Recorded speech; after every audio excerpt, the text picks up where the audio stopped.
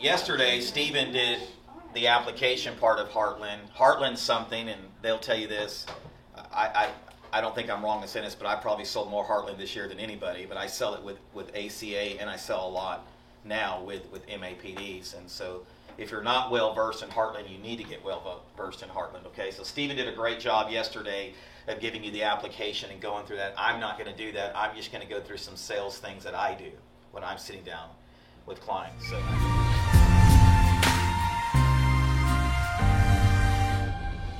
Right, so I got 5 things here real quickly. Number 1 is, I say this all the time, quit getting lost in the weeds. Okay, now I'm not saying don't explain the program to people. I'm not saying don't talk about Heartland, but a lot of times what happens is we TMI people. Too much information to the point to where you even talk yourself out of it. Right? Has anybody ever been there? Right, you don't have to raise your hand, but you say too much. You focus on too much, and I want you to be compliant. I want you to be compliant for those that are watching the video. But here's the reality is it's better for you to find 2 to 3 bullet points that you can be excellent and confident in than be the master of none of them. Let me say that again, because that's for someone this morning. I'd rather you find 2 to 3 things that you can highlight, right? I want to be excellent, okay, in 2 to 3 things, instead of trying to be a master of it all. A master of none of them, where I try to memorize everything and I don't know everything and I confuse the prospect more than ever. Well, how do you do that? How do I know which ones to be excellent in?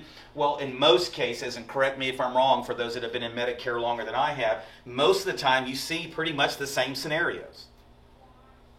If you know what you're talking about, then find those 2 to 3 things that you can be excellent and hone in on, instead of just TMI everything and confuse the prospect, and it just makes the sale harder.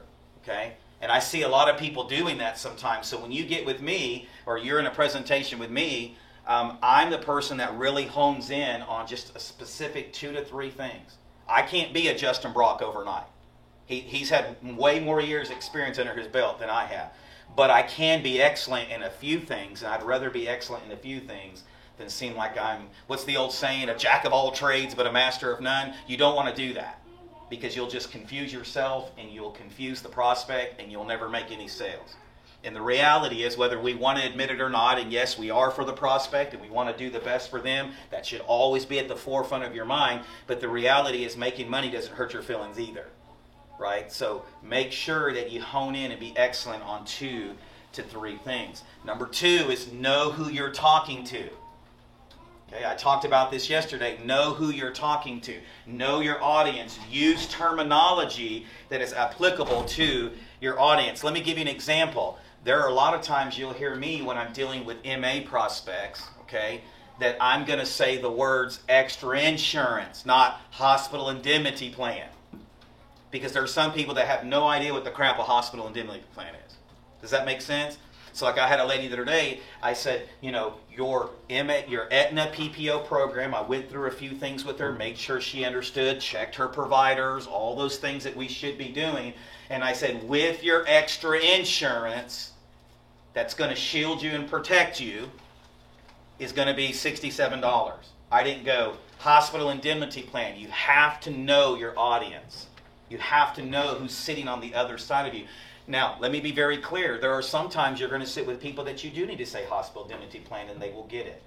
But there again, if you use terminology that your audience doesn't know, you're just going to confuse them. It's going to make it harder for you to make a sale. Does that make sense?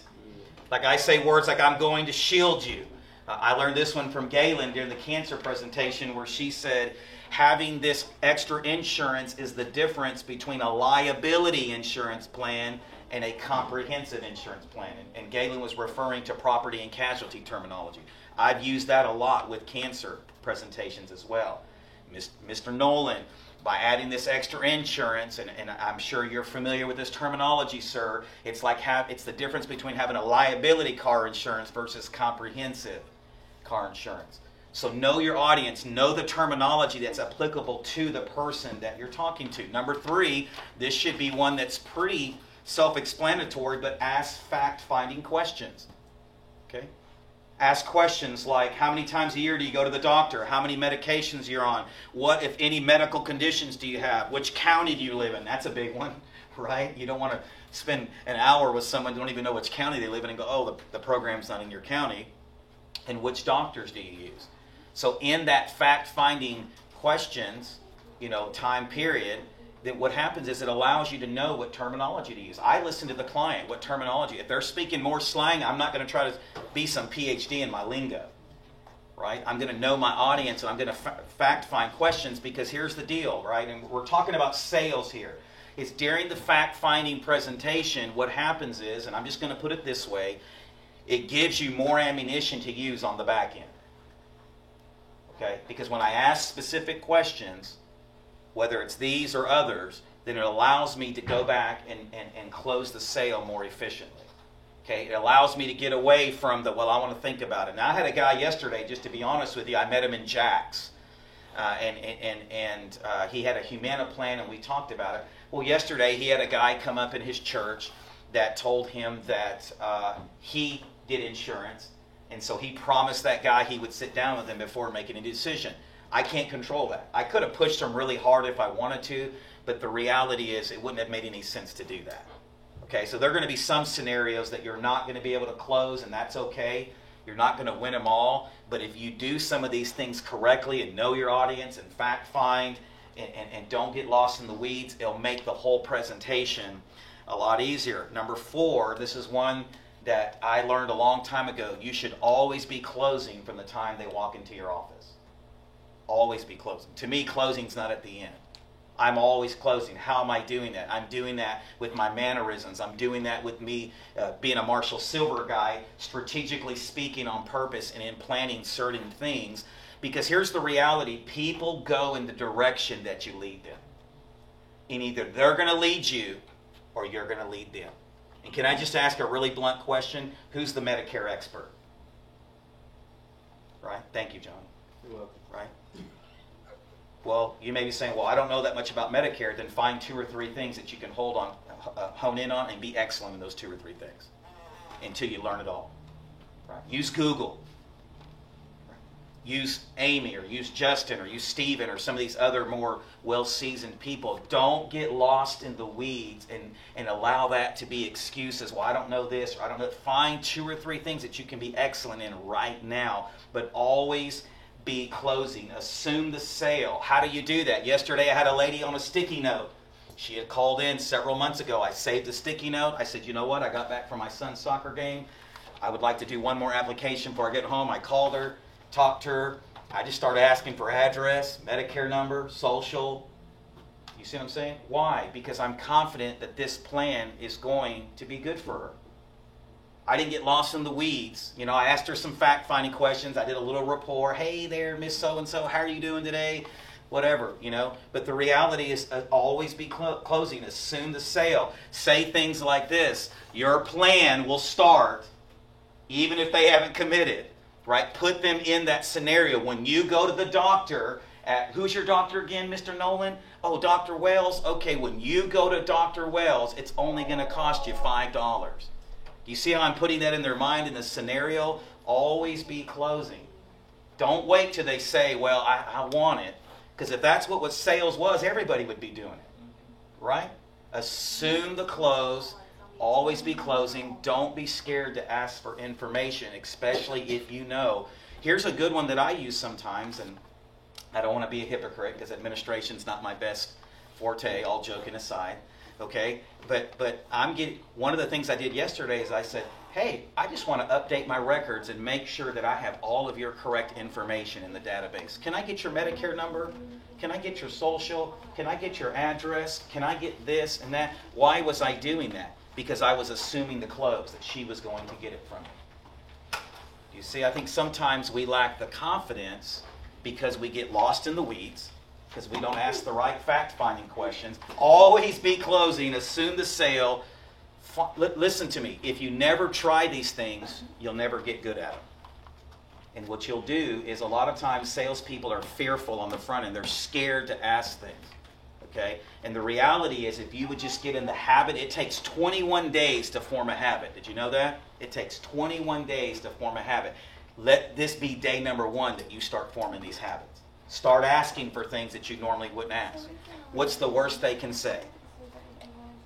Right?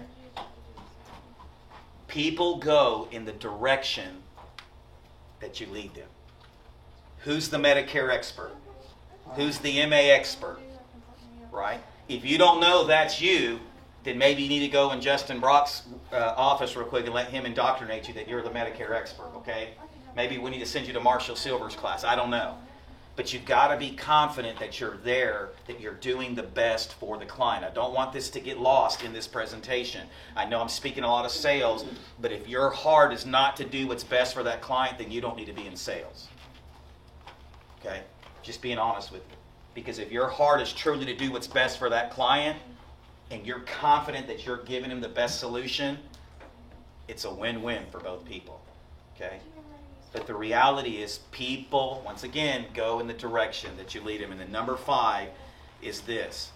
We need to make a shirt that says, always be bundling.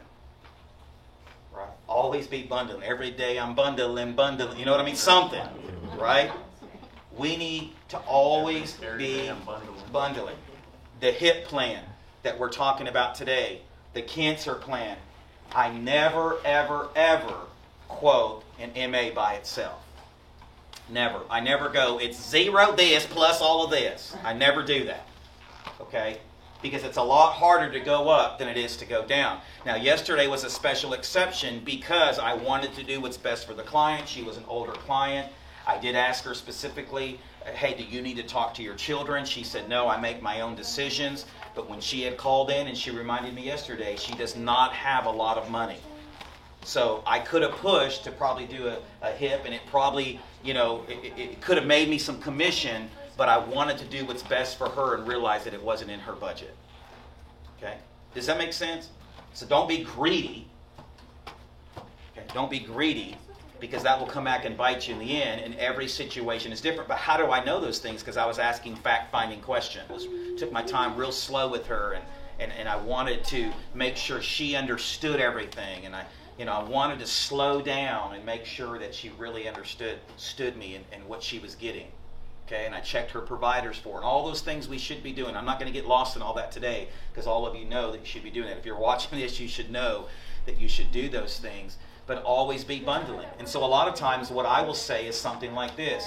Mr. Kurt, with your medical, your MAPD, or your Medicare Advantage plan, with your RX plan, and then with your extra insurance, okay, everything total every month is going to be running about $67. I'm just making a price up. That's all I say. I don't go, well, let me pull out all the brochures and let's start doing all this kind of stuff. I say, Mr. Nolan, today with your Medicare Advantage plan, it includes your RX, all these extra benefits, plus I'm going to shield you today, against if you were to go inpatient. I pull out that little chart that Stephen made for us, and I show them how it fills in the gaps. Today it's going to be $75. Okay. What's the worst they can say? Right? What's the worst? Stick with what I got. Okay. About the worst I've heard. Sure. Well, then that tells me that I need to ask more fact-finding questions and find out what's the root reason behind that, because there's an old saying that says buyers are liars, and a lot of times it is a smokescreen to detour you. You can avoid that too with the pre-clause. That's right. So yeah. If you go, if you tell them in the beginning, you've done a little bit of fact-finding, you find out what they have, and you say, if I can get you the same quality of coverage and save you X amount of money or whatever beforehand, they said, would you do that? And then they say yes. But then if you go through the equation and prove that you can do that or get them to that same level, you can say, and they say that, you can say, well, no, correct me if I'm wrong, but didn't you say that if we could accomplish this, that'd be something you would do? So tell me why you're considering keeping your own coverage. And then, sure. I don't know, just start making them answer those questions. And that's really where the fact-finding, like he's saying, is when in that fact-finding, like I had a guy on Humana the other day, and I said, sir, if I could show you how I could save you probably $30 to $40 a month with more benefits, could we go ahead and consider doing business today? Something like that. I mean, it's just one of those things. I've never heard anybody that said, I don't want more benefits and save money. Yeah. And a lot of what you're dealing with, too, is people that they're not buying you in that scenario. So you just have to work a little bit harder, get around that, but like, say something like what I just said, keep the conversation going. Sure. Tell me what about your plan do you like right now that you're afraid you won't have on this other one. Start making it more and more about the product and keep the conversation going, and eventually they'll get more and more comfortable with you. I'm not saying that will never happen, and this is what I always struggle with, is when you speak in absolute truths, like if you do this, they'll buy. Some people are not going to, but you can't let the exception to the rule, Right. cripple you from following the rule. And the rule is, if you follow certain processes, 9 times out of 10, you can lead, the horse to water and make them drink. So. And the reality too is, like on the bundling part, if you always lead with 0, it's going to be hard for you to bundle. Okay, and this is where the fact finding comes in. If I'm asking in the pre-closing and I'm in the beginning, I'm asking these questions, then I already know if I need to present the hip or the cancer. Okay, do you see what I'm saying? Like if they say they have COPD, then we don't need to go hip. Yeah. So that's why it's important in the beginning of your presentation to ask some of these questions, because if not, as Stephen said yesterday, you'll go through the whole app and then you're like, oh crap, they got COPD or they got this or that. So Rob, let's say scenario, you're talking to somebody, they have COPD, but the Aetna PPO or the United Healthcare PPO still seems like a great deal for them. So where do you go? Who knows? Who raise your hand if you know what product you would try to pivot to at that point. Who else?